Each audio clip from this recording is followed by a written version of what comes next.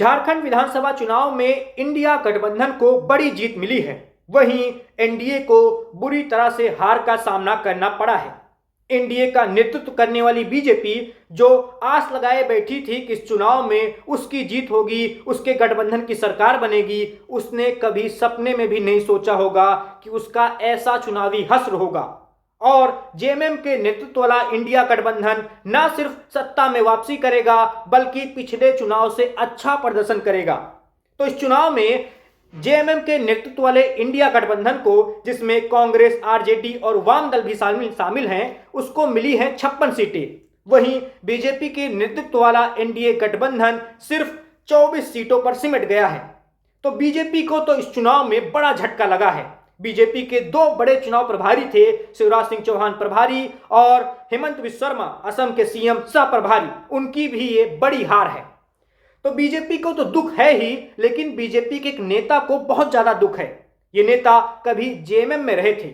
इन नेताजी का नाम है चंपई सोरेन। अभी अगस्त महीने में ही बीजेपी में शामिल हुए चंपई को लगता था कि अगर बीजेपी की सरकार आई, एनडीए की सरकार आई, तो उनको बड़ा पद मिल सकता है।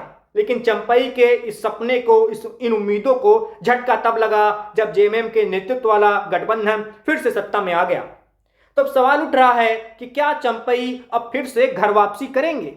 दशकों तक हेमंत सोरेन, शिबू सोरेन परिवार के वफादार रहे चंपई क्या फिर से उसी घर में वापस चले जाएंगे?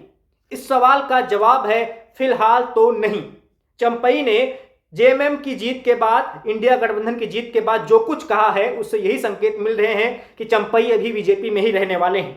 चंपई ने कहा है कि जीत की बधाई जेएमएम को, लेकिन वो अपना मिशन नहीं रोकेंगे, वो अपने अभियान को जारी रखेंगे। चंपई का कौन सा अभियान है? चंपई कह रहे हैं कि आदिवासियों को बचाने का अभियान झारखंड में वो अपना जारी रखेंगे। झारखंड में आदिवासी अल्पसंख्यक हो रहे हैं, झारखंड में घुसपैठिए बढ़ रहे हैं। चुनाव में हार जीत किसी की भी हो, उससे फर्क नहीं पड़ता, वो अपने आदिवासियत को बचाए रखने वाले अभियान को जारी रखेंगे। तो ऐसा चंपई का कहना है। तो चंपई के इस बयान के बाद, झारखंड चुनाव परिणाम के बाद ऐसा लग रहा है कि वो अभी तो कहीं नहीं जाने वाले, वो बीजेपी के साथ ही रहेंगे। आपको बता दें, चंपई 7 महीने तक झारखंड के मुख्यमंत्री रह चुके हैं। फरवरी महीने में, 2024 के फरवरी में, जब हेमंत सोरेन को जेल जाना पड़ा तो अपनी मुख्यमंत्री की कुर्सी चंपई को ही सौंप कर गए थे। चंपई फरवरी से जुलाई तक मुख्यमंत्री रहते हैं, लेकिन हेमंत जैसे ही जेल से छूटते हैं वो सीएम की कुर्सी फिर से ले लेते हैं। चंपई को इससे बहुत बुरा लगता है और जुलाई बीतता ही नहीं, अगस्त जैसे ही आता है वो भाजपा में चले जाते हैं।